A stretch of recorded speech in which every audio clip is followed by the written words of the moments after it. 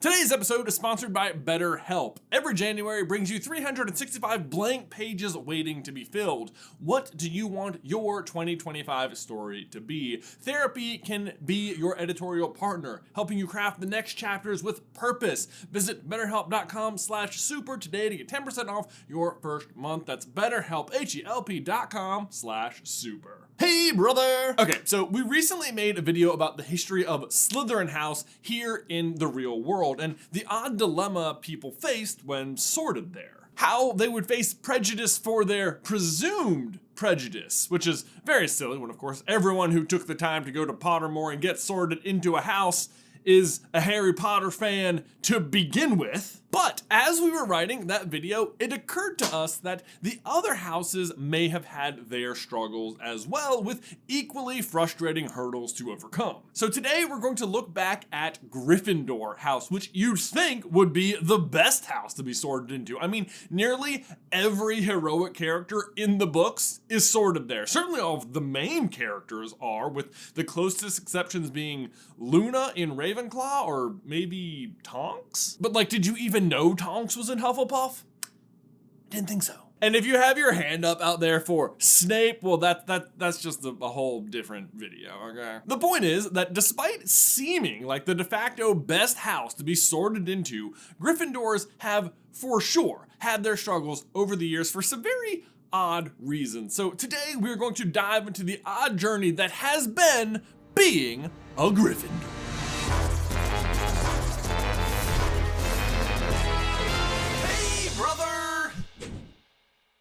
Gryffindor! I know I'm unlikely to be in the reboot, but if you want to cast me as the Sorting Hat, I accept. Gryffindor, what dwelled the brave at heart, home to basically all of the main characters from Harry, Ron, Hermione, Dumbledore, Hagrid, Neville, all of the Weasleys, all of the Marauders, most of the Order, and the largest chunk of Dumbledore's army. If you are a first-time reader of Harry Potter, Gryffindor is for sure the place you want to be. I mean, known for their courage, chivalry, nerve, and determination, they are the heroes, the ones who defeat Voldemort, stand up for justice, and set right the wizarding world. I mean, I know when I was a kid and our dad was reading us the story, I for sure thought Gryffindor was the best house. Even their mascot, a lion? What? So much cooler than an eagle or a stack of pancakes. And obviously nobody wanted to be in Slytherin.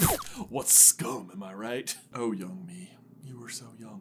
And that, in general, was the attitude of people reading the books as they came out, that Gryffindor was the best. Gryffindor wins! Gryffindor wins! Gryffindor wins! Gryffindor wins! If you went online and took the sorting quiz and got Gryffindor, it felt extremely validating that you were a good person, that you were like Harry, the chosen one, Potter.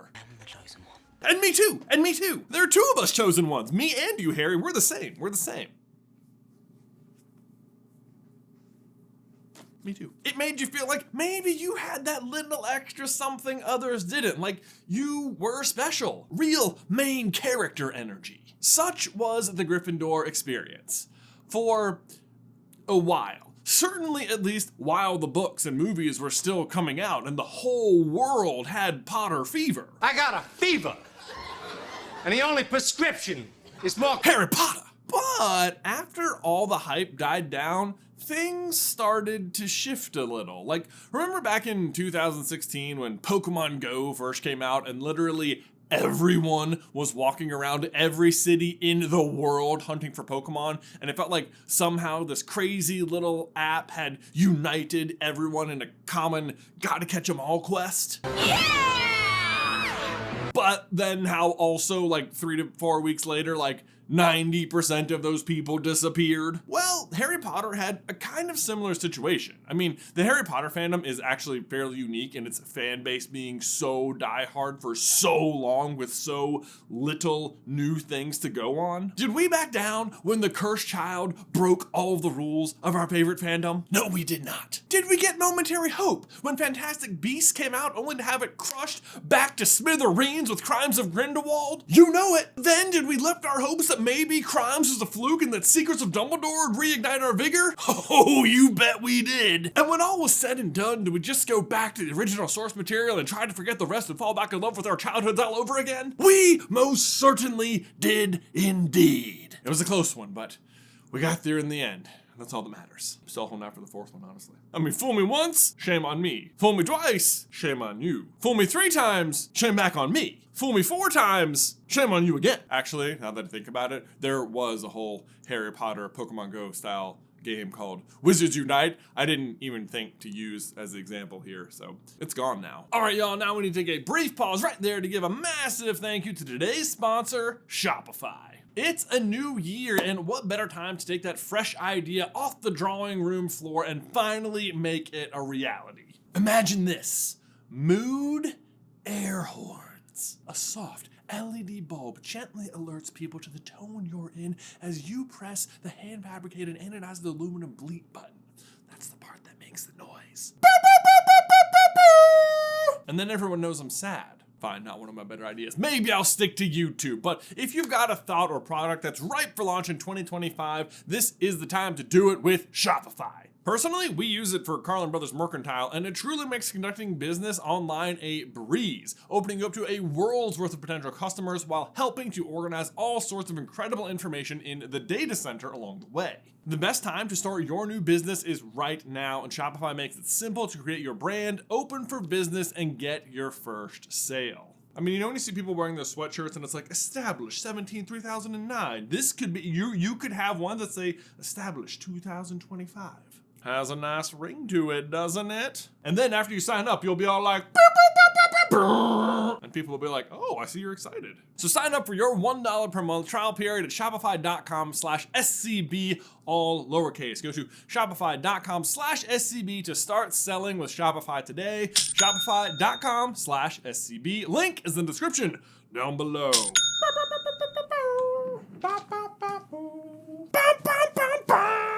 The point is, a divide began to form in the fandom in terms of people who continue to actively love and live in the wizarding world, who reread the books annually, if not more often, who listened to podcasts. And then the other side, people who still really liked Harry Potter, but who more just remembered it fondly as something from their teenage years that they used to be really into, but maybe now they just watch a movie at Christmas, or heck, maybe they only ever watch the movies and were more tangentially into it because their friends liked it. And that latter group, the second one, who still liked Harry Potter but also just took a step back in their fandom, remained in the old mindset of Gryffindor is best. But if you were a part of that more leaned in first group, which mind you is a massive number of people, it started to become clear that Gryffindor is best was the prevailing attitude of the less involved. Like,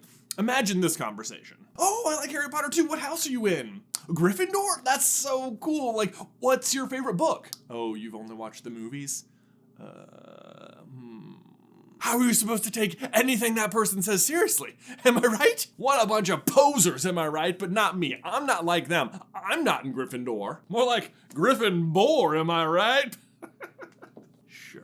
And so Gryffindor started to get an odd rebrand within the fandom. It became cliche to be in the most obvious house. Like, sure, Harry, Ron, and Hermione are great Gryffindors, but they're kind of the exceptions that prove the rule, right? And besides, maybe courage and bravery and chivalry was useful to them because they were fighting a war. They had an actual villain to face, but that's not the case for the everyday Harry Potter fan pretending to be in a fictional schoolhouse. Actually, though, for real, we think of Defense Against the Dark Arts as such an important class because, like, it is to Harry and it carries the teacher curse and all of that, but, like, most kids aren't going to school specifically to be soldiers in the fight against evil. But getting back on track, suddenly, instead of Harry being the shining example of a Gryffindor, his father, James, became the more accepted version of the everyday Gryffindor. Because, after all, we aren't all the chosen one. I'm the chosen one. James was the one who existed in a more idyllic, everyday wizarding world. He was the true representation of what a regular Gryffindor was like. And so, instead of brave and chivalrous, Gryffindors all got funneled into arrogant, jocks.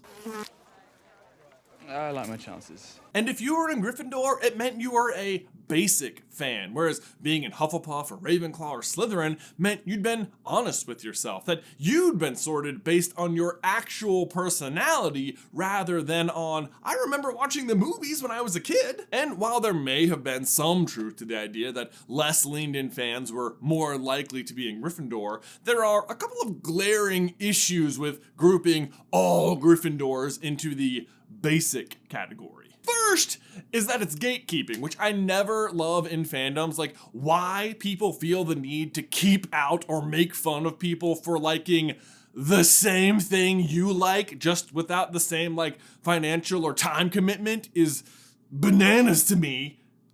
But it happens. Don't gatekeep people. We all like the same stuff. But the second issue is that by grouping every Gryffindor together, you're still alienating 25% of the people who are leaned in and are just actually Gryffindors. And on top of that, considering anyone who identifies as a Gryffindor is just like an arrogant broom jockey, just isn't helpful to anybody.